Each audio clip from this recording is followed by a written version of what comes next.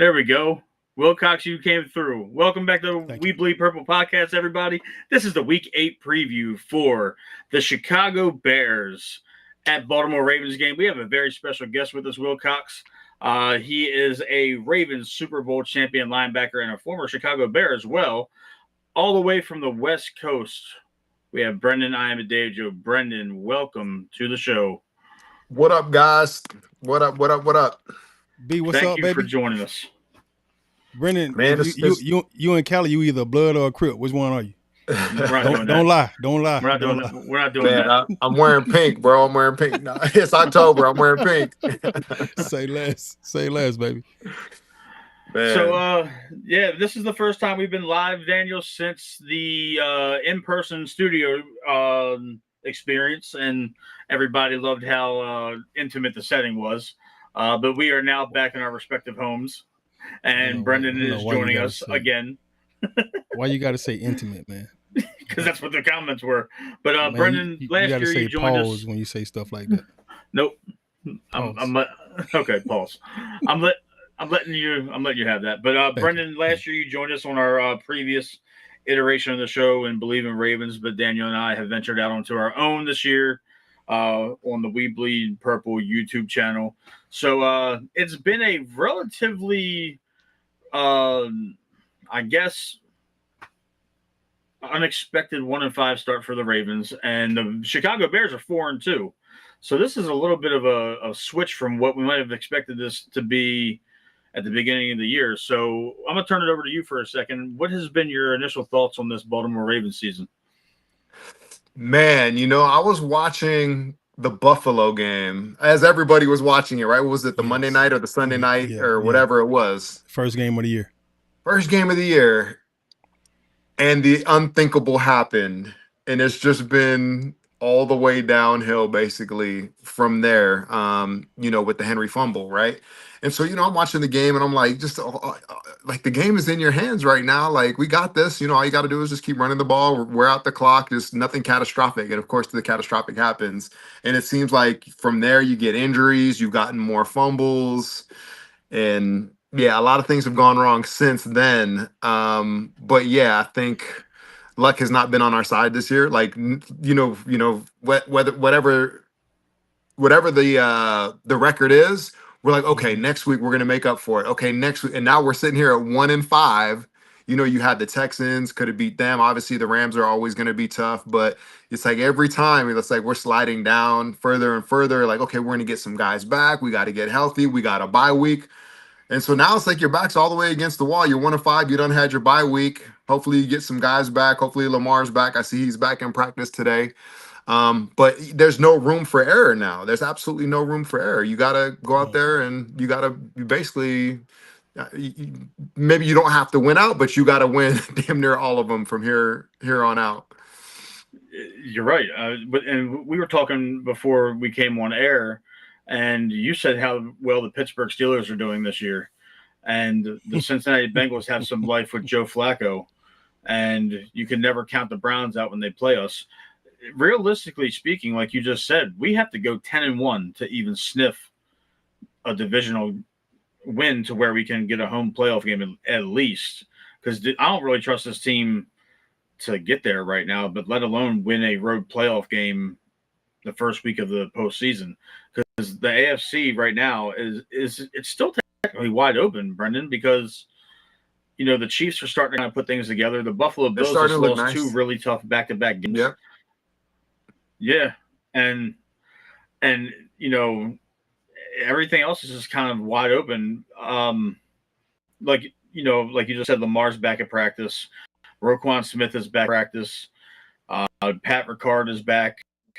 And so is Kyle Hamilton, and all these. There's really nobody out today except for 44. I don't even want to say his name on the show right now.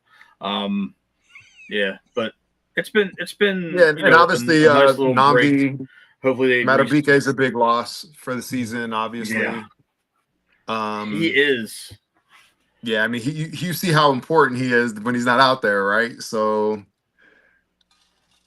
We've seen some crazy things happen this year, though. We just saw the Broncos score 33 points in the fourth quarter. So if that's never happened in history, and I don't know if a team that's ever gone 1-5 has ever made the playoffs. So I mean, if anything, if there's going to be a year where some crazy stuff happens, I think 2025 is that year. It is. To make it happen, and it's good that that even our division, there's not like a clearly dominant team. Even with Pittsburgh, we've seen them play good and we've seen them play bad as well this year.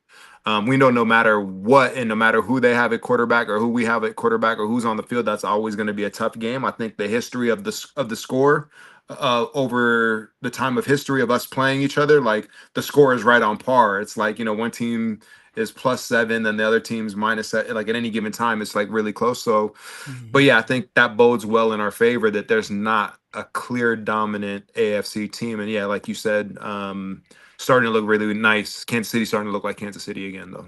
Yeah, I got to ask you this, Brendon. Like, I get frustrated watching us play defense. And you know how great this defense has been for the beginning of the time. Kind of see our defense in the situation that it's in right now. Even going back to that first game you was just talking about, the Buffalo game, we scored 41 points on offense. Yeah, Derrick Henry fumbled. But damn, we scored 40 points on offense and we still lose the game with our defenses? That's not normally going to happen to a Baltimore Ravens defense. So how do you feel about just seeing us like going down this tornado, this downhill spiral? Yeah, I mean, it's tough to watch, especially when you're used to, you think of Baltimore Ravens, first thing you think is defense. We spoil defensively. Yeah, and with the guys that are being nominated into the Hall of Fame right now, I think, you already got 2 guys in, and 2 more guys are on the ballot in Haloti and Suggs. And I think, all I've ever seen on the offense is what, Yonda and Ogden. I can't think of anybody else that like born and bred Baltimore guys. Well, not like drafted and bred Baltimore guys that are on there.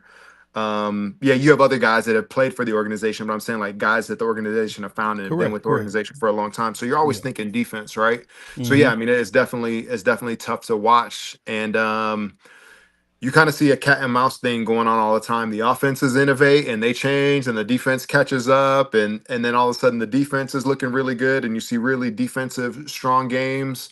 And then the offense innovates and changes again. So I'm waiting for us to turn that leg on defense. It's like, okay, when's the defense going to come along? But, we've been talking about a lot of the injuries when you're missing 5-6 starters. It's going to be hard to have that next man up mentality. And who just did it? Some team just did it. Their whole secondary was all backup guys, and they just balled out. Detroit Lions. Goodness gracious, they balled out against the Bucks, and it was all. And guys got hurt during the game, and then the next man up came in, and they still balled out against a dangerous Bucks team that's in first place. So. Yeah, I think where's the depth, where's the talent, and then also. Do you think that's the problem for the Ravens though? Like we've never had a problem with depth as far as talent. So I think the guys that are there, I think they're talented enough. But even our starters didn't look good on defense. No. So I mean, we gave up 41 points the first week of the season. So I mean, is that the players or is that the coaching? Well, if the talent is there, then you got to be like, okay, well, it's the coaching. If the talent's not there, then it's like, okay, well, what's up with recruiting and putting the right people in position, which we're known to have very talented teams and be very deep, right? So, but honestly, I think for me, I like to put the blame on everybody. I think it's some players, it's some scheme, it's some coaching, and it's also developing the talent that we have. I think when a team goes 1-5, you can't put the blame on just one person. You're 1-5 for a reason. Now, if a team is 500, then it's like, okay, it could be this or it could be that. But I think everybody should share the burden of responsibility when it comes to a defense that looks as bad as we've looked. Yeah, it seemed like going into this bye, like they started pulling. I think Matt sent me a clip of them taking stuff out of the locker room, the TV, the freaking video game, the ping pong table. They don't have a player's lounge anymore like we used to have when we was there. They brought all the lounge stuff into the locker room, and then the old lounge became the recovery room. So now they got all the, the hypertech stuff, the cold tub stuff, the plunge pools, right. The body scanning stuff. They got all that stuff now in the old game room we used to have as a player's lounge. So they brought most of that stuff into the actual locker room to make the locker room feel more like a lounge, which a lot of teams have been doing since the beginning of time. I remember when I went to visit the Saints, they whole locker room had couches and TVs and video games and all that stuff in their locker room already. When we was there, I remember us playing like dodgeball or something in the locker room. That's all we had was some dirty clothes hampers. We had dirty clothes hampers and then some dodgeballs. That's all we did, But we didn't have all the video games stuff. Now they're starting to take that stuff out, like the players are kids or something. I'm like, they grounding them, they punishing them. Right? That's like that. Honestly, I mean, really, like what's going to be a difference maker in the locker room, right? Like, who cares if you have video games or you don't? If you have, that's on us. It's like, I mean, if you want to make your job fun, then you got to go win games. If you don't go win games, no matter what, it's not going to be fun. So, 100%. Yeah, I feel like if you felt like that stuff was a problem, it shouldn't have been in there in the first place. They also, I'm sorry, my go ahead, Matt. No, they also what? They came out today and said that it was the players' choice. The veterans took all the stuff out of the locker room, that it wasn't the coaches. So now what they're spinning is that the team leaders, whoever they might be, are the ones that made the choice, the arbitrary choice to take the entertainment out of the locker room. So that's what they were talking about today in the midst of Lamar Jackson being back at practice, as well as Pat Ricard and all those guys. Mm-hmm. I don't honestly, like, when I was there, my whole entire NFL career, it's like I was working out, I was eating, I was doing rehab, I was doing recovery. And then I had a little bit of leisure time to talk some shit in the locker room, but that's about it. I didn't have time to play video games. I didn't have, so I don't know. I think, like if you want to be a better team, cross your T's and dot your I's. It's like, what are you doing to be a better football player when you're not on the field? And there's only 24 hours in a day, right? But like, what's making you better? The food that you're putting in your body, the rest, the recovery, and then the armor that you're building when you're lifting weights and doing all those things. Like, all the other stuff really doesn't matter. I didn't have time to really do much else. And then, of course, getting to know your teammates. So having good, meaningful conversations, or just, grab assing around, but whatever it's going to take to make you want to go fight harder for the guy that's either, you're on defense and he's on offense, or he's on defense next to you, or he's on offense next to you, building those bonds so you guys fight harder together as a team. But all the other stuff, it don't really matter. Very, very true. I mean, it's been disheartening watching us kind of crash and crumble the way we have this year. And I mean, we had one year like this. I don't think you was there yet, Brendon, but I think it was the 2006 year. And it was pretty bad. Yeah, like this. It was 2007? Yeah, 2000. That was the first year McNair was 06. Got you. The 7th season, when the second year McNair came back and he was hurt that year. You were here. Yeah, I mean. Yeah, I was in Chicago. I think y'all came to Chicago and we had a battle. The defense was still really good. The offense wasn't that good, but the defense was still really good. 100%. And it was still a team that you feared. Now, there's a difference in playing a team that you don't fear, regardless of what their record is. Us. Nobody like when we play Cleveland, regardless of their record, we know it's going to be a tough game. We already know Pittsburgh's always going to be tough, but Cleveland, it's always a dogfight for us. So, and even Cincy, all our divisional games, they're going to be tough. Mm-hmm. I don't know outside of our division if teams feel like that about us right now. I don't think nobody does. I mean, they coming into M&T Bank and talking about this my house. Like, I ain't never seen that shit before. Right, I've never seen the Texans win at M&T Bank before. I don't know if I ever seen the Texans beat the Ravens before. I don't know if I ever seen Detroit win. Have Detroit beat us at home before? I mean, Detroit's a really good team, but yeah, we usually beat Detroit no matter what. We kind of got their number. And we usually have the Rams number too, but not this year. Detroit came in there. Amon-Ra St. Brown, first touchdown. This my house. I'm like, what? What the hell is going on around here, bro? Like, I want to kick it back to the.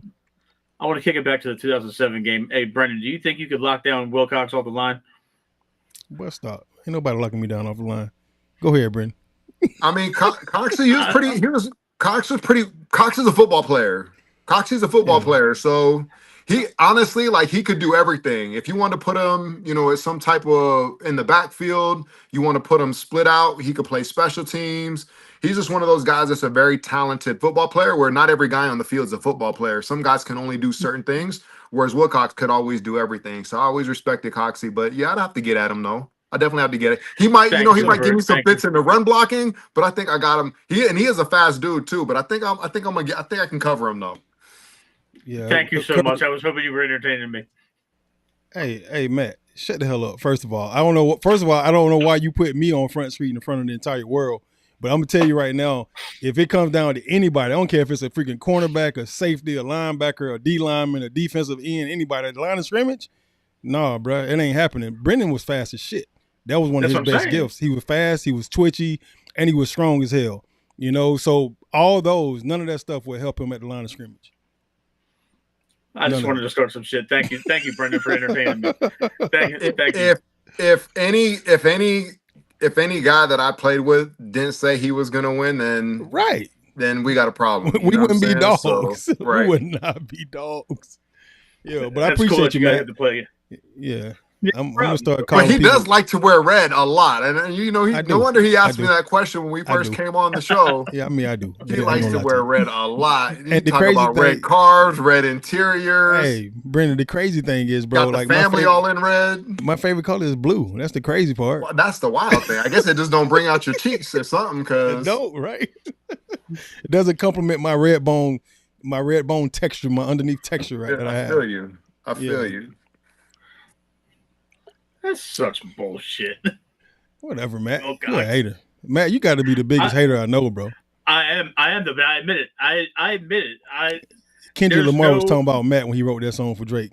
I hate the way you walk. I hate the way you talk. Matt is a damn hater. Yeah, I got to be, though. Somebody's got to be a hater because you're not. Good cop, bad cop. Yeah, for sure. Yeah, Brendon. As I've watched this season progress, man, and watch us become 1-5, I really went into this season thinking 100% we was going to the Super Bowl. This was our year, right? I felt like Eric had did everything he could do. Eric DeCosta had done everything he needed to do in order to fulfill the spots that we needed. And then from week one, I just started noticing that our offensive line and defensive line was subpar. They wasn't that damn good. And I didn't understand why we was playing so bad right off rip, but we kind of got beat in the trenches. One of the things that kind of I think has bothered me throughout this year is we started off the first game of the year understanding that the defense was not at their best yet. And I knew at some point in time in the season they was going to get to be a lot better. I just didn't know when it was going to happen. And it hasn't, I don't think it started yet. You know, but one of the things offensively as an offensive player, when our defense is struggling, we do everything on offense to keep you guys off the field. Right. And I just don't feel like we have done a good job of doing that this year at all. We haven't ran the ball effectively well enough. And when we do run the ball, we stop running it immediately. And one of the reasons why I kept looking at why Derrick Henry was fumbling is we started the season off giving him the ball the first drive, opening drive. He runs down the field, all the way down the field, scores a touchdown.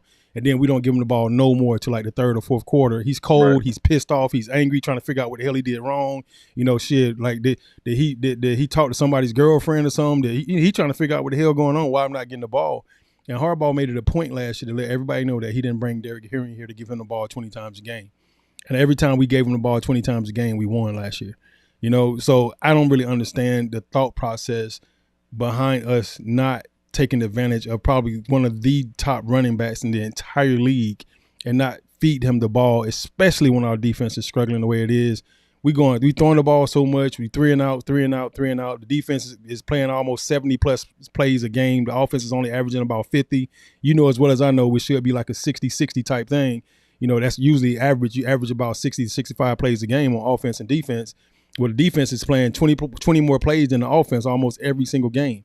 That's a problem for me being an offensive player, you know, coming up in the age where we ran the ball and we ran the clock, ran the time off the clock, and we put together actual game plans to state our defense is struggling right now. We're going to do everything we can to keep them off the field, and the other team cannot score if they're not on the field. You know, so we held the ball as long as we could on offense, which rested our defense. So they always came in fresh and they played hard and they was able to give us their all every single rep. So that's my confession. So a lot of this stuff for me, it falls back on the coaching staff. And I think when there's a disconnect between the staff and the players, then you start to feel some resentment. And then I think the players have started to kind of, you know, gather together from my standpoint, looking from the outside, looking in. I'm not in the locker room. But I feel like the players are talking. You know how they say when one or more gather, you know, they start to become rumors and, you know, everybody saying this and saying that. And to me, that could be a recipe for disaster for a team. And it looks like we're falling apart before our eyes. And I just don't understand our thought process as a staff, how we're going about week in and week out to prepare for these games. I don't see the real game plan in our schemes and the play calling that we're doing offensively. We used to put together game plans where if we had to play the team with a big D lineman, we would run the ball sideline to sideline just to wear them out. And then the third or fourth quarter, we know we're going to kill their ass running the ball. I don't see those type of game plans coming in at all. I don't see us double teaming their best guys, taking their best guys out of the game. Their best guys become their best guys against us week in and week out. I don't understand that. So even on defense, you would never see Detroit 2 running backs go off on our defense like that. We're going to eliminate the run game, and we're going to take away their best guys. We're going to make you beat us with Amon-Ra St. Brown and whoever else you got. But you ain't going to beat us with them 2 damn running backs. So I just don't see that happening week in and week out, and it's frustrating to me because I don't see the game plan in our game plans. There should be a clear and evident game plan. And you're right. I mean, football is complementary, right? So it's like, Correct. Obviously you want your offense running more plays and you want your defense running less plays on the field. But if you can't get off the field, then the defense is going to be on the field. And I love what you said about the trenches. And, the DNA of a team is really in the trenches. Like, how good are your trenches? That gives you the ability to at least stop one thing that a team does, right? So Correct. Typically it's going to be the run game, and then you're going to make the quarterback do his thing. But also in the trenches, if you got a really good quarterback, say a Josh Allen, then you're going to try to shut him down however you can. And it's usually also in the trenches, right? So, yeah, I like, and I totally agree with what you're saying. But also you got to think, it's like our team from a coaching standpoint has been an NFL feeder the last several years.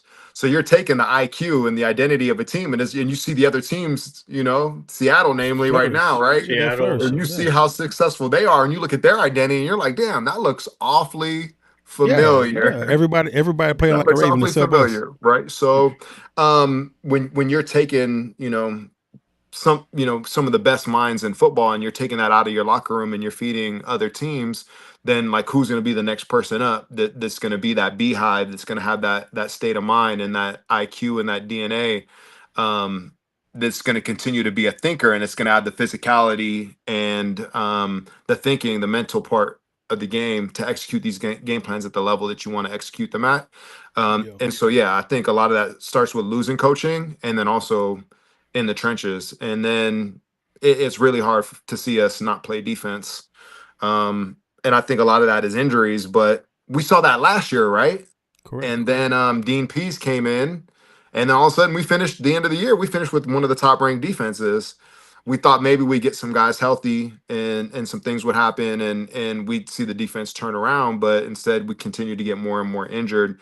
And then lastly, yeah, it's like Henry's on a pitch count.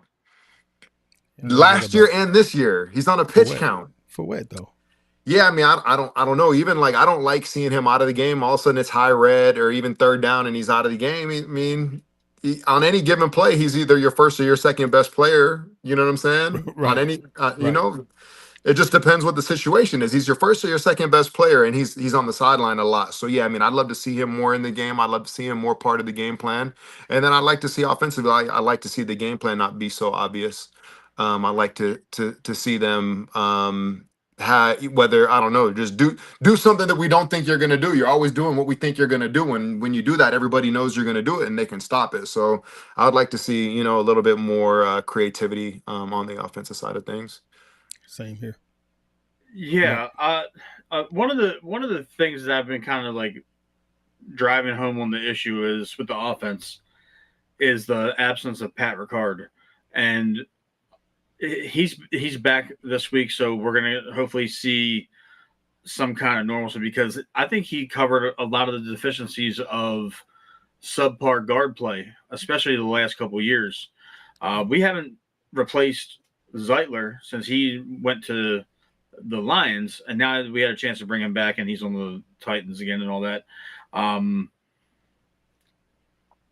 Do you attribute that the way that I do? Because I know Wilcox, when we talked about it initially, he's like, well, we scored 40 points, we scored 35 points, we scored all these points with the Albert card, but now Derrick Henry it seems like his production is tail spinning, and it's because of the offensive line play, obviously, and the game plan. But do you attribute Pat Ricard's absence to Derrick Henry's, I guess, pitch count, as you called it? I mean, I think Ricard, I mean, you got a 300-pound fullback back there. I mean, he's going to make a lot of things happen. I think the reduction in productivity, it's like Lamar's not on the field, which is your best player, right? 99% of the time. So he's not on the field. I mean, what are you going to do? You're going to hand it to who your number one player is, and that's Henry. And like I said, when everybody knows what you're doing, it's not going to work. Yeah. So, maybe it's play action on first down. But yeah, like Wilcox said, the first drives look really nice. They're running the ball down the field. It's like, okay, like, why can't they keep that up the whole game? Well, the defense stiffens up and they start calling the defense differently, and then they stiffen up. Then that opens up the pass game. So it's like, then it's time to pass. And then you that builds in the play action. And so, but I don't know. I'm not offensive coordinator. That's above my pay grade. I'm a defensive guy. For sure. And yeah, so I think Coxie can definitely have more to add when it comes to what you see and what they should do. But I know how hard it is to defend a quarterback like Lamar and a running back like Henry at the same time. It's like you got to kind of pick one. You can't stop Pick your both at the poison. same time, right? Absolutely. So I know, and then when Lamar's not on the field, like you already know what's going to happen, right? And so, Yeah. and we've never had an elite receiver. We always, I mean, we've had good receivers, but we've never had like the top 1, 2, 3. We never had like an Amon-Ra St. Brown or something like that. We've gotten guys later, that have been really good. Namely Anquan or Steve Smith. Even we get these guys later. Derek Mason. But I just, yeah, even Mace, but even like at that point in time, was Mace like top, one of the top receivers in the league, top 1, 2, 3. I'm just saying we've never had like a great like Hall of Fame first ballot that we've had, that we've had, that we drafted and we've had, or even brought in free agency on their second contract, not their third or fourth contract, on their second contract, So I think that would be a great weapon for Lamar to have. And now you're really starting to cook with grease. Yeah, it's been tough to watch and just to see the execution or the failure of execution, and obviously the injuries, and you're just not getting the product that we're used to in Baltimore. But that's parity, and that's the NFL. And you're 1-5. What are you going to do with that right now? It's a big game this week. It is. Yeah, I overheard one of the commentators talking about how the Ravens are not investing in defense anymore. They're investing in offense, and they're not drafting defensive guys, big name defensive guys or something like that anymore. And they put all the emphasis on offense. Like offense didn't have big guys drafted in the past. So I just didn't think that was a good analogy to bring up. Jamal Lewis was a draft pick, freaking Jonathan Ogden was a draft pick. Todd Heap was, Ray Rice was, Flacco was. There's a lot of guys on offense that got drafted to this team. Marshall Yonda. Yeah, Yonda. They put a lot of money always back in the days, even on the offensive side of the ball.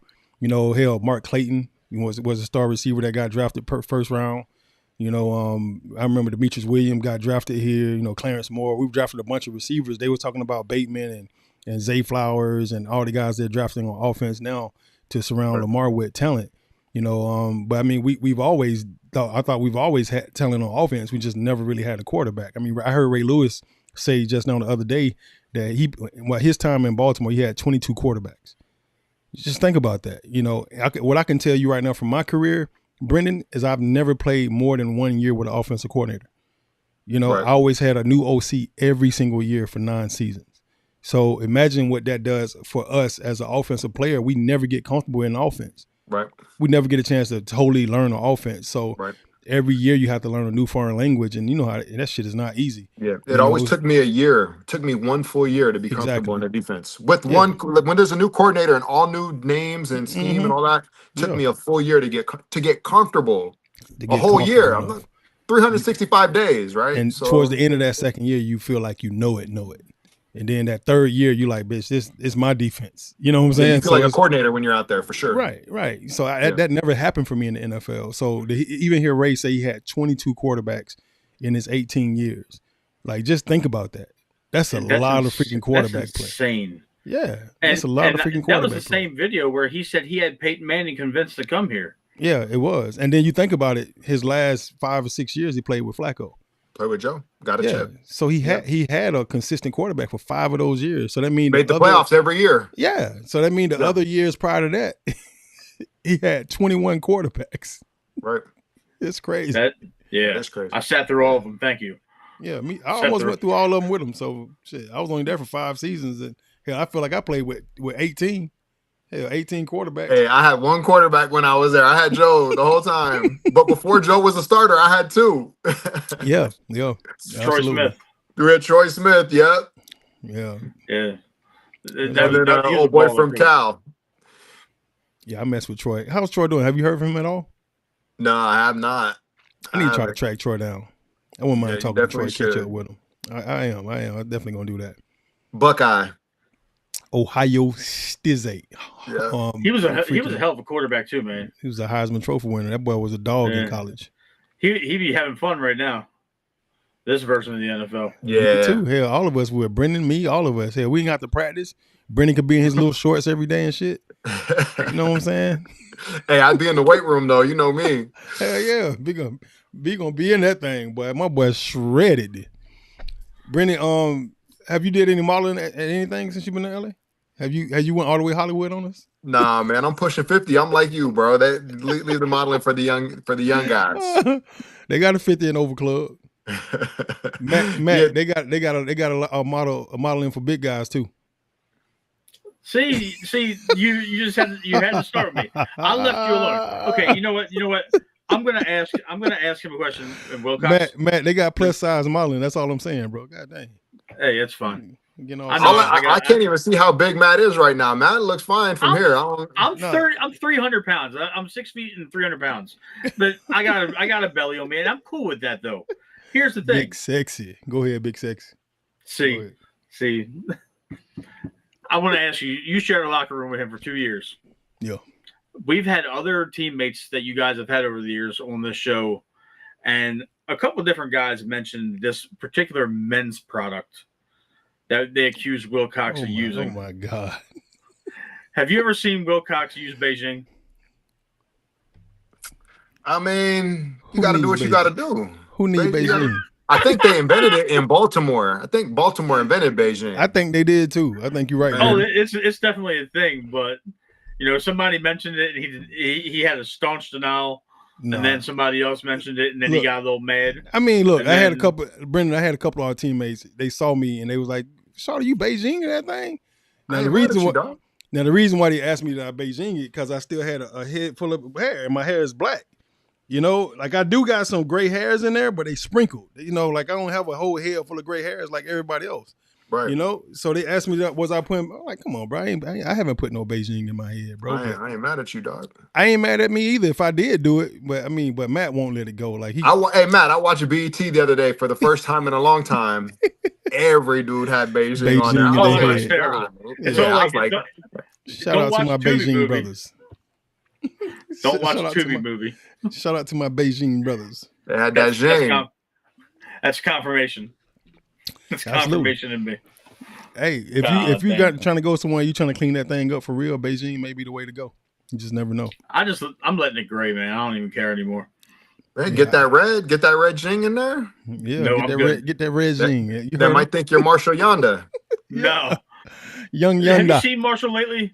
Yonda about 182 pounds. Is he trim? I wouldn't be surprised. Yeah, he like a wide receiver. Cut all of his. He looks like a. Yeah, he's like skinny as a wide receiver now. Yeah. Say Yonda like a serial killer. So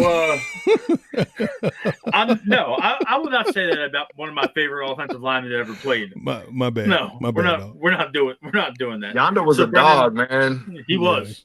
He was an all-pro at 2 positions. Right tackle, right guard. We need both of those positions put him right now. Wherever you need Yonda, he'll go. That's right. And we need both of those positions right now, boy. Goodness gracious. Now, when you watch the offensive line play for us, Brendan, 77 stands out, right? There's no way that you can miss how bad he's playing. I don't know if Brendan watched the O-line like that, but if he did, he would definitely know that man ain't blocking nobody. I mean, I'm not going to call anybody out. I've seen bad play all over the field. You know what I'm saying? And there's a certain someone's name who you won't even say because of some of the play, right? So, and he's a great player, and he'll make a play one play, and then he'll make a bust the next play. To my Marlon Humphreys. Oh, my bad. Yeah, My bad. But that's okay. I'm okay now. Yeah. No, you're good now. Yeah, that's I'm Matt's good now. favorite player. Yeah, No, it's not. but yeah, I mean, I think, like I said, the burden is on everybody. I right It now I is. put it on coaches, I put it 100%. on scheme, I put on execution, I put it on players.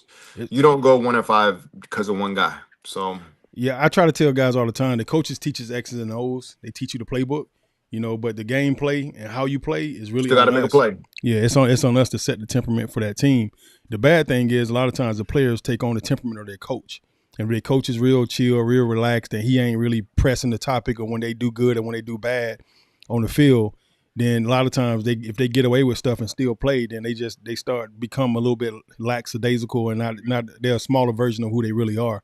But if you got a coach that's holding you accountable for everything and he looking for nothing but dogs out there on the field and he calling you out in meetings and y'all having conversations about it and he keep pushing you to be the best version of you, then you'll tend to play harder for that guy. You'll go harder for him because you don't want to disappoint him. You don't want to let him down. You want him to know that you appreciate him taking the time to coach you and stuff. So, what they say all the time, you either coaching it or you allowing it to happen. So when you watch this shit, it's like they just allowing a lot of things to happen. It's disappointing because I feel like there's a real lack of leadership. And the reason why I keep joking with Matt about Marlon is because he absolutely infuriates with Marlon every single day because he posts stuff on social media all the time. He has his own podcast. They'll lose a game. He'll be on there laughing and cracking jokes about the laws. And, it's kind of weird. It's kind of uncomfortable to watch. And then to hear the fans' reaction to what he's saying a lot of times is kind of disheartening. Like, I feel like I never heard fans talk so badly about players until this age. Like, I don't know how I would be able to maneuver through all the social media age right now. I think I would definitely delete all my accounts. I don't think I would have a social media account if I was playing right now. I wouldn't want to hear all the negativity that you can get from playing, fans. Like, the cyberbullying is unbelievable, it's unbelievable. But listen to Marlon do his podcast and trying to hear him go through uncomfortable situations and trying to continue to build his fan base with the podcast thing, life after football, right? Try to build his podcast fan base. It just doesn't seem like it's the right time for him Right to time do to it. do that, right? And especially when you're losing games and then your own teammates are like, bro, get that camera out my face. You know what I'm saying? Type stuff. Right. And it's like, it's cringe, like people say it's cringe. It's kind of cringy, watching him talk sometimes. Then he talking about going on a glizzy tour. Like, what do y'all think about me going on a glizzy tour? 50 steaks, 50 glizzies. Like, I wouldn't even say nothing like that out of my mouth, period. I don't even want nobody to see me eating a glizzy or talking about a glizzy going in my mouth. None of that, so it's like, it's weird. Like, I feel you. I think, if I'm going to take anything out of what you just said, Coxie, it's like, okay, what's up with accountability? And you know what, from the players. Right. So when you see from a coaching standpoint and accountability, you're coaching the guys, you're coaching a scheme or whatever, and you brought a player in because of their temperament and what they add, the type of value you think they add, right? So it was very common for us on a Monday or a Wednesday, we're going to see probably 10 plays, 5 really good plays and 5 really bad plays, 5 things we did great, 5 things that we need to fix. And that's going to be in front of the whole team. Right. And if you didn't do it in front of the whole team, then the defense would do it on their own, and then the offense would do it on their own. Here's 10 great defensive plays, 10 great cohesive plays where we all played on a tether is what they call it on defense. We all played on a tether, and then here's 10 plays where like this ain't Raven brand of football. So, from an accountability standpoint, those are the types of things you need to see, and then the coach sets the temperament and what they want to see out of their players and how they want it. And then obviously every young guy is going to be there, and you want to eventually be a young guy. If you're not on the field, you want to get on the field and you want to make those top 10 plays, or you want to make those top 5 plays. And it's not always, sometimes it's a play like when you're coming from, there's an interception or something and Wilcox goes down and tackles a ball carrier. It shows you his hustle. It shows you his heart and that he's a dog or something like that, where it's a bad play, but a player did something good on a bad play. So there's a lot of different ways to build guys up. And then there's a lot of, when they do good things, and there's a lot of ways to make guys better and also build them up when guys or defenses or offenses, when they make mistakes, and how to show them play as a cohesive unit. Then after that, not only do you watch that stuff, then you walk through the mistakes Absolutely. on the Thank you, field, Brandon. and that's win, lose, or draw. Yeah. Then you walk through. Okay, here's our 5 mistakes. Here's our 5 busts, and then you walk through and you make those corrections. Now, I would assume, they still do those That's things, still happening, right? right? And I would assume that you can talk to a guy however you want to talk to them and tell them that Right. they fucked up, you messed Yeah. up, or whatever, and you don't have to use some certain type of language like you're at working on the job. Like I feel like you Right. can be honest and bust a guy's ass, because I don't know if you can some of those things. Like I can't spank my kids anymore. My Right. first kid got spankings. My last 2 Right. kids, they don't know what spankings are. Yeah. None My of last mine 2 does kids, either. they kind of Yeah. talk kind of crazy sometimes. My 5-year-old Yeah. talks kind of crazy Yeah. sometimes. If he knew what it felt like, he'll shut the hell up though. But things change. But I'd imagine that some things do stay the same. So I would hope that those are the corrections, and those are the things that they're still doing from a coaching standpoint. And before you came on, Coxie, Matt and I were talking about like somebody gonna get fired regardless. Now, whether it's coaches or whether it's players, whether it's coaches and players, which is what it usually is. It's usually not It just a is. coach. Yeah, it It's usually is. a coach and a player, because when a new coach comes in, they like to bring their players in. So it's like they're all, they're all in this thing together, whether they like it or not. And the only way out is together. So those Right. corrections and all that hard coaching and all those tough conversations and taking things out and making things right. That's what Coach Harbaugh's thing was, right? Doesn't matter who's right or who's wrong. We got to make it right. So how are we Right. going to make it right? And Mm-hmm. then the acronym WIN. What's important now? I would imagine some of those things are still in the building. If I walk in that building, It I would is. still expect to see It is. WIN. As soon as you What's walk in the important door. now? Yeah, and I saw that in Yep. 2008. Mm-hmm. Is last I checked, is 2025. I'd expect that still to be in there, and for that to still be the culture. So, what is important now to this Ravens team, to this Ravens coaching staff, to the training staff, to getting guys healthy? It's all across the board, because jobs are definitely on the line right about now. I totally agree. Go ahead, Matt. Yeah, I absolutely agree. I kind of want to transition into the later part of the show, Brendan. We usually, I know you've been on before, but we usually pick an offensive player of the game, a defensive player of the game, and we give a score prediction for what the outcome is going to be.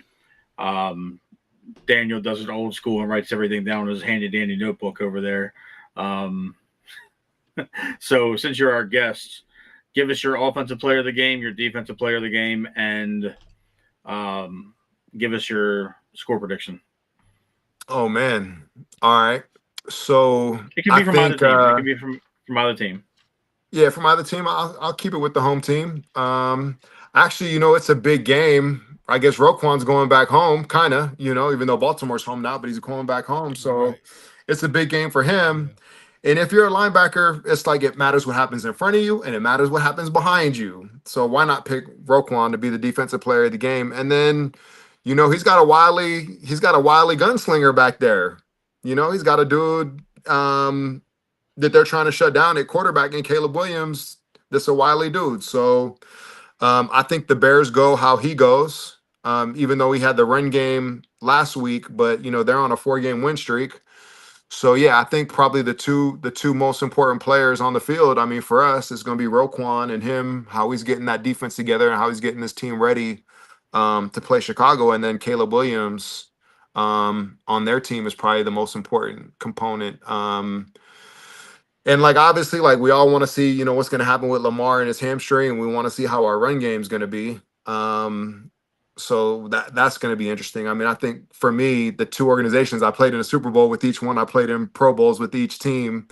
It's a very interesting game for me to watch. I'm born in Chicago, raised in Chicago till I was 10, and then the Ravens are my team. So Dog.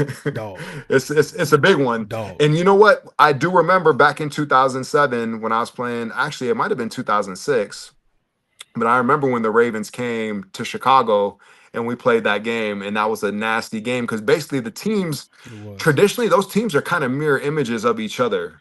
Never really had a good quarterback. At that juncture, we both had won one Super Bowl. Both teams play offense. I mean, both teams play defense and special teams and usually have a pretty good run game and really strong in the trenches. I think the identities of those teams are the same now. Still the same. And then we both have really good quarterbacks. One's an up and coming quarterback, and one's a future Hall of Fame quarterback. So no, it's going to be a really interesting game. And just the way that teams play defense and the way the teams play special teams. And then you got the old veteran coach, which was once the youngest coach in the NFL, against this younger coach that's up and coming. And his team rallies behind him and his energy. And he goes in and he does this fun post game after they win, and the guys are cheering him on. And like that's what Harbaugh used to be when we used to win games in Baltimore. I remember. And Harbaugh going to the playoffs, his first, I don't know, whatever, it's the 8, 9, 10 years or whatever it was. It was crazy when he was the young coach, right? So it's very interesting. It's like, are the Bears taking over where we left off, and are they going to go on a run for the next, 5, 6 years? And what's going to happen with us is we need to stop them in their tracks, basically. And so there's a lot of side stories and a lot of pieces that make this a very Right. interesting matchup. Obviously, the Yeah, game's going to be I played, but it's like, what makes this game so interesting and so fascinating? And then you got the city of Baltimore and the city of Chicago, both kind of, two tough cities. Chicago is basically just a agree.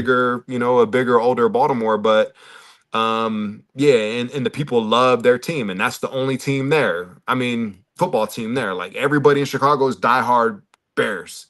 Everybody in Baltimore is diehard Baltimore. It's that type of city, where it's like in LA, you got a few teams in LA. You might like the Raiders, you might like the Rams, you might like the Chargers. It's like, who's your team?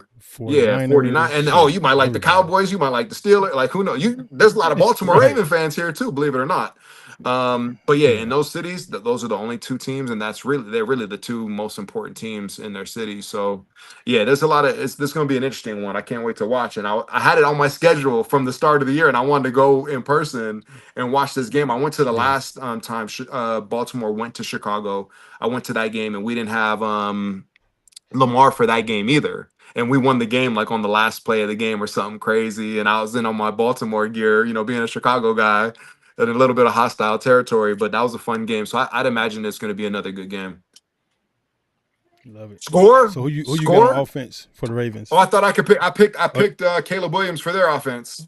Okay, I thought Yep, you and I was. picked- I was just making yeah. sure. Okay, I got you. Yeah, and I That picked works. Roquan for our right. defense. I think, yeah. Okay. I mean, and then I You did. alluded to saying, like obviously, like we want to see Lamar come back, and that's going to be interesting, with Lamar and then Henry in the backfield. So that's going to be interesting. The play calling, I think, yeah. There's so many unknown pieces to our team where it's like we just got don't you. know. Like we know We what we don't. want to see, but like we don't know how it's going to go. 100%. And the Bears are on a 4-game win streak. They just got to keep doing what they've been doing, right? So. Shit. And they're doing it on all 3 phases too, because their defense is playing, their special teams are playing. So yeah, I don't know, man. And the offense is finally Offense is clicking. They had a 2-headed monster at running back last week. So yeah, the Bears are looking good right now. And they started 0-2. So Yeah. So what do you think the score is? You think Chicago got this, or you think the Ravens? man, I gotta go with the Ravens, right? I mean, I like to see that Lamar's playing. And then if Lamar plays, then you got to see complimentary football. So yeah, I mean, I think score wise, man, I think you're gonna see 6 touchdowns probably. And then yeah, whether we have 4 and they have 2, and then some field goal play. So yeah, man, let's go 24. Shoot, okay, let's go 24 to 20. They going 24-20 is gonna be one of them type of games. Okay. I like it. I'll take that. Yeah, for sure. I'll take that. It was fascinating listening to you talk about, because you playing for both teams. It's like me going against the Ravens, going against the Bucks, or the Ravens going against the Jets. My other two teams, and it's just like hearing your brain just start to churn as you talking Right. about this, and you really thinking about it hard for the first time. And like, dang, man, like both of these teams, now you breaking out the cities, and you think, because as players we take on the personality of the city too. If the city is gritty or whatever, it just makes you play a little bit more grittier. Like I felt good wearing gold teeth, playing ball. You know what I'm saying? Like it felt good in Baltimore. I'm from Atlanta. Like playing in with if I was at the Falcons, I'd have been the same way. Like it's my city, dog. I'm going hard for this city. So you kind of fall in love with the places that you play because of the fans, and the fans are so wonderful, and they care about the team so much, and you see how much passion that they care about the team. That's why the podcast is called We Bleed Purple. Like you see the drip coming off the purple logo and stuff in the background, because that's how you feel. These people, they really bleed purple here in Baltimore. So It's kind of dope, man, to kind of hear your brain just kind of churn and just go through the whole thought process of thinking about both of your homes. You know what I'm saying? Like born and raised in Chicago, played in Chicago for the Bears. I would have loved to have played in Atlanta at some point in my career. It never happened. Damn Falcons. And then, just being able to go to Baltimore and that city becoming like a real part of me. Like I'm talking about, like, if your body could turn into another city, like at least 3/4 of my body would be Baltimore. So I mean, it's dope, bro. Like to hear your brain and just hear your Got mind married and your here? thought process of just going through it. Yeah, I did. I got married in the stadium, M&T Bank, right on the 50-yard Yep. line, man. So it's dope, man. It's dope. I appreciate you giving us And your then you insight, think of, man. like, what the organization means to both cities, and how much Right. they're invested and involved A in lot. both cities. Like, you see kids, you see everybody, wearing the black and purple in Baltimore, and then the same with that orange and that navy blue in Chicago. So Soldier yeah, Field, man, boy. Soldier Field. I mean, that's been two stadiums in one, whereas in Baltimore, we started out at a different stadium, and then now we got the bank. But not that that necessarily makes a difference, but the Bears been there for like 100 years in that stadium, man. They have, boy. It's Um, crazy. but yeah, nah, it's gonna be a good game. But what better opponent to pick than them to get back on our feet and get our win streak going again. Brendan, how was it blocking for Devin Hester on kickoff return? Bonkers, bro. Bonkers. That's Because the you best just that knew, ever did it, like, man. yeah, you just knew, like, like when an offensive coordinator, like, you have that one play, you're like, this is our home run play right here, and we're gonna call it at some point in the game. I don't know when. It could be on sudden change or whatever, but we're expecting a touchdown. Mm-hmm. Every play, like, oh, this is a chunk play. This is 5 yards. This is a first down. This is 1 yard. We need 2 yards. This is what we got. Like on blocking for D Hess, every play is that home run play. Yeah. So we would just go hard and then harder and harder. You know what I'm saying? So it's like, once we had that momentum behind us, It was unstoppable. it was unstoppable. But yeah, I think when Devin, obviously nobody's done it better. But with Devin back there, it was just a weapon. It was just unreal. It was And dope. we It know was we did dope the to same watch. thing for Jacoby, right? So Yeah, it's like, Jacoby was a monster. I played in two Super Bowls, had two touchdown returns, two kickoff returns That for says a lot. touchdowns. That says a Yep. lot, my So, brother. did one with Haas, first play of the game, and did one first play at halftime with Jacoby. So it's like, when you got a dog back there, So, Say and the less. funny thing is the DNA is exactly the same. And this is what I'm saying. Just let me explain this out a little bit. Dave Tobe worked with Coach Harbaugh, and they were, I don't know if it was Philly or somewhere together years and years ago. And so they had run very, very similar schemes. Mm-hmm. So it was basically the same scheme. For That Jacoby we, and Hester. I mean, yeah, and I had the same Wow. assignment on both plays too, which is kind of funny. Um, but we had Jerry Rosberg was our D coordinator, Dave Tobe, which is now in Kansas City, and since then, Coach Tobe, I don't know, he got what, 3 or 4 rings or Mm-hmm. something. And then we went and got our ring in Baltimore as well. But it's the same DNA, it's the same lineage. So, like, when you're talking about, like, a lot of times you talk about different defenses, and you talk about like the Tampa 2 defense, and who are all these teams that ran the Tampa 2 under Levy, or whether it was in Tampa, obviously it's called the Tampa 2 in the lineage, or Steve Mariucci and George Seifert in the lineage of that offense. Well, this special teams, the lineage is the same, which people don't really talk about the DNA of special teams. They'll talk about the DNA of Right. defenses and the Offense and DNA of defense, yeah. offenses, and who's on that coaching tree. Well, Mm-hmm. yeah, coach, Harbaugh and Coach Tobe, they're on the same special teams coaching tree, which we executed basically the same kind of special teams DNA in both those plays, and the teams were both great teams because of all 3 phases, right? Yeah. That's dope. Yeah. Appreciate you sharing that, brother. All right, Matt, you up, baby. What you got for me? Offense, defense, score prediction. I'm going Derrick Henry this week. I think he's going to get back on track with Ricard being in the lineup. I think he's a little pissed off about his output the last couple of weeks. I think he's gonna do some damage. Defensively, yeah. Defensively,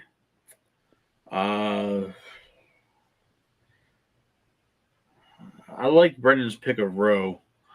Um, I'm going to go with Kyle Van Noy. I think he makes some noise this week. Even he's been relatively quiet, a little bit banged up this year. I think KVN has a good game. Score prediction: 27-24 Baltimore. Okay. 2 for B more.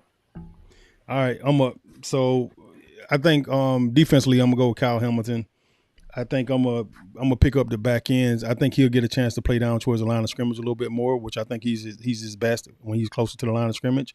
You know, kind of being able to free and roam. Now that we picked up a couple other DBs, that puts him in a better predicament to be his best version of himself. I think you'll get a chance to see the ATL in today. This week, Kyle Hamilton. So I'm gonna go with Kyle on defense. On offense, I mean on offense. Oh man, that's tough for me. I want to go with Mark Andrews. I want to kind of keep it in the tight end room. I just feel like he's kind of due for a breakout game. He's had a couple of rough runs at it, this year already. So I want to say that Mark Andrews is going to have a big game this week. Lamar's back. He's always been Lamar's favorite target.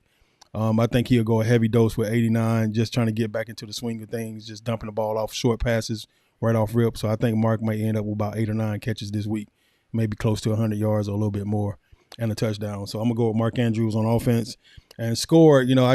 I haven't. Our defense played their best game last week before the bye. They did, and they kept the guys on the 21. We always used to say, Brendon, if you keep them on the 21, we're supposed to win every game. Well, we've kept them under 21 only once all year, or twice all year this year, and we've only won 1 game. So I'm gonna go with score prediction. I'm gonna say Ravens. I'm going to go Ravens 24, Bears 21. 24-21. So we're all kind of hovering around the 20s. Same. I don't feel like it's going to be a high-scoring game at all for some reason. I don't think so. I feel like the defense is going to come to play. I know Chicago's defense is much better than ours, but ours is a lightning bolt in the bottle. As soon as we figure this shit out, watch the hell out. I just don't think we figured it out yet. And even with the injuries, even with us not having a great D-line, I feel like we've always been smart enough and crafty enough to out-coach other teams, and we just getting our asses out-coached week in and week out right now. I'm not happy with that output, but I think if we stay focused and we put together a really decent game plan and we watched where have given Chicago problems week in and week out and just kind of imitate or emulate some of that stuff, I think we got a very high probability with the talent that we have on defense to kind of make some noise. So I think we can keep these guys under 21. Under 21 or right there at that 21 mark. If we do, I think we pull off a victory. I love what you said about Andrews, and I thought that about this entire season after how last season ended, right? Me too. And then he started the season real quiet. Yeah. But I still think, obviously he's one of the most talented. I actually, there is so much talent at tight end now, more than there's ever been, which is crazy. There's usually 2 or 3 good tight ends. Now almost every team's got to, even look at Gatson, Oronde Gatson Jr. or whatever. Yeah. And with the Chargers last week, there's so much talent at tight end, and I'm so glad I don't have to face that. I didn't have to face that type of talent. And I think more so what it was is that not that the tight ends weren't always talented, but now they're actually really a part of the offense. It's okay, Brendon. I'm gonna take that shot. It's all right. I earned it. but y'all really a part of the offense now, though. You know what I'm saying? Whereas before, 100%. I agree. You guys 100%. weren't necessarily a part of the offense. You guys were just kind of, just taking a guy out of the defensive scheme. But now they're really a part of the offense. But yeah, no, the tight ends are so talented, and I think Andrews was a part of that evolution. Even though we've always had guys like Coxie or guys like in the past, whether it was Tony Gonzalez or some of these great tight ends. Obviously whatever they had in with the Patriots, and so there's always been good tight ends with Gronk and those guys, but now it's like you got Brock Bowers, you got Travis Kelce, we deep as hell. Every team's got a stud.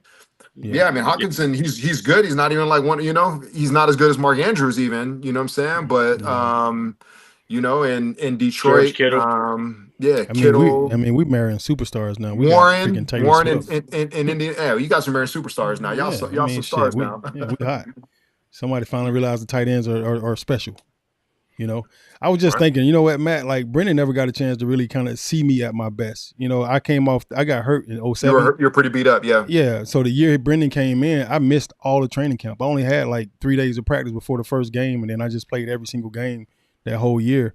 But he never really got a chance to kind of really, you know, see me because my foot was jacked up.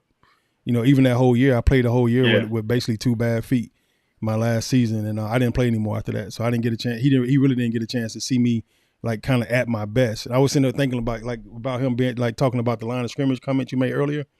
Like it was really, really, really hard to stop me from getting off the line of scrimmage. But I don't think Brendon ever had a chance to really truly experience that because we never had. Yeah, but I knew the scouting reports prior to that though. Yeah, I appreciate it, B.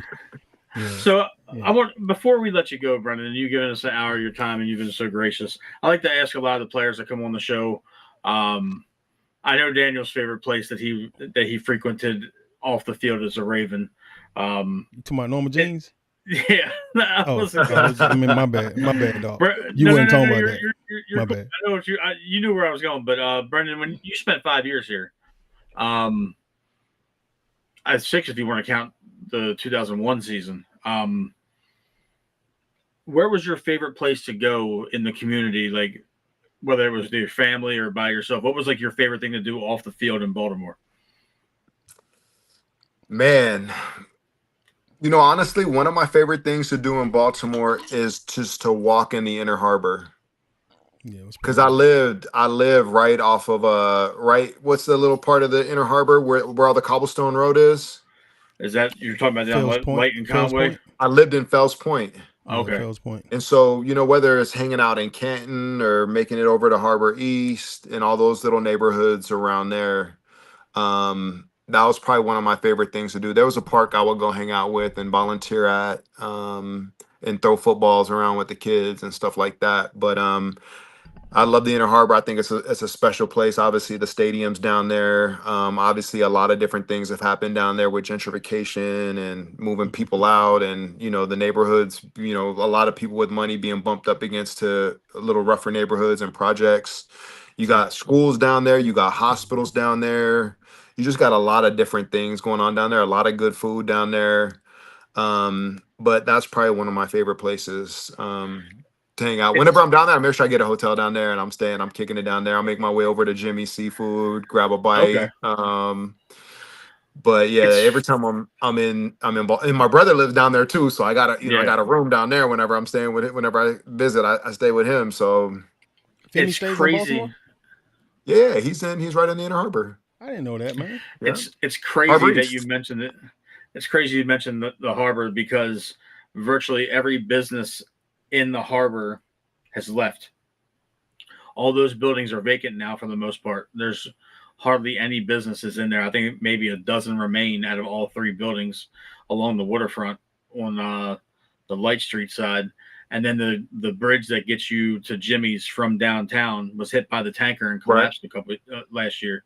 So it's a lot of things look different since you've probably last been back here. I'm not sure when, but it's like you said, gentrification's taken over. But it's really cool to ask you guys about what you enjoyed off the field because you guys obviously had to, you know, make a living and do your thing and dedicate probably 95% of your time to being a Baltimore Raven during your time here. So it was nice to hear what you like to do. But is there anything you want to promote or want to hype up before we wrap the show? No, not really. I would say that, you know, I was in Baltimore last year. I went to a couple games last year. And the city, I honestly like because, you know, I'm in the city, you know, maybe twice a year. And so it'll be a full year, but, you know, I'm there during the football season. So it'll be a full year. So I'll see kind of what happened to the city within that year. Mm-hmm. And so I went for a walk and then I was in the Harbor East, but then I was starting to walk towards where they have the Under Armour building. And then they had freaking volleyball courts, which I hadn't never seen before. And then I walked up the hill. What's that hill called? Fort McHenry. Yeah, exactly. I walked up there and then I overlooked everything. I was overlooking the water. There's people playing volleyball. There was music going. There was somebody getting married at the top of the hill. Like, I was like, man, I feel like feel like I'm in a fantasy right now. How beautiful Baltimore looks right now. That's So pretty dope. yeah, and I know you said some of the business has been leaving and certain things, but I went to this little place. There was like a warehouse that was all different food places, and I got some tacos with my brother, and we did Food all court. that. Yeah, it was Yeah, I like a like food those. court. Yeah, and so everything felt good in Baltimore. What's the I name don't of that? know. What's the name of the food terminal place you're talking about? You Man, I can't even remember. I can't even remember the part of the Yeah, city because it's right there, kind yeah, of closer to the stadium. right. Um, and I don't even remember the name of the Oh street, bro. man. I'm just walking with my brother, No, right? But I feel you. Femi may yeah, remember that. We might have to hit him up. yeah, I was in that We little got to get food. They had Femi like on too. maybe 30 little food places in there, a Yeah, little like I don't know if it's a farmer's market, but like a little like food, like you said, like a little food court thing. It was really cool. yeah. But yeah, no, the city was popping, man. It felt good. The energy was good. Obviously, I mean, the Ravens were doing hella good. So Right, right. the city feels good when the Ravens are doing good. The city doesn't feel as good when the Ravens aren't doing as Well, good, right? I'm telling you, boy. So Yeah. Again, yeah, but just to keep it all in perspective, like Baltimore felt good. So I'm definitely gonna come back and catch a game this year. let me know where you're going, Brendan. I may come down too. Yeah, I'll let you know for sure. Yeah, I went to you talking about restaurants right now. I actually went to a little spot when I was just up there last weekend. It was called City Limits. So shout out to City Limits. It's a little sports bar. It's right off the city, not far from downtown. Great location, right on the corner. Food was phenomenal, and the owner was a huge Ravens fan. So I mean, the whole atmosphere and that was pretty dope. Got a chance to meet a lawyer. I was just sitting there at the bar, just talking. To met a lawyer, guy named Eric, just sitting there talking. And it was cool, man. I just felt like the whole energy in the whole space was really, really good, even though it was struggling. And I'm the guy. I'm the type of guy that likes to talk to fans and people that care about the Baltimore Ravens, like, because I bleed purple too, right? So he asked a ton of questions about the team, what I thought, my insight. They had no idea I was doing a podcast. Told him about the podcast, the whole 9 yards, and he's looked out since then and reached out several times since that time. Gave him my information, but it was You a got to cool, go do a podcast cool in little spot. in the restaurant. I should. You're right. Maybe we should do it there next time, Matt. Throw it back like we used to do back in the day. Remember we used to do all the podcasts in the restaurants? Absolutely. That was pretty We dope. used to do it on the radio back then, remember? It was. Yep. Brad Jackson was- had one I went to quite a bit. Yeah. I think they used to do something at the Green Turtle all the time too. High They just tops, shut the this, Green that, Turtle. the other. Green Turtle to shut down. They shut it down. Yeah. I know it's Except for not the shut OG down. one up in Hunt. I know it's not shut down. Norma Jeans, baby. Yeah. I'd never been there, by the way. I never been there, not once. I'll take you, Brendan. I'll take you next time you go. Don't tell your wife. Don't tell your wife. I was just playing.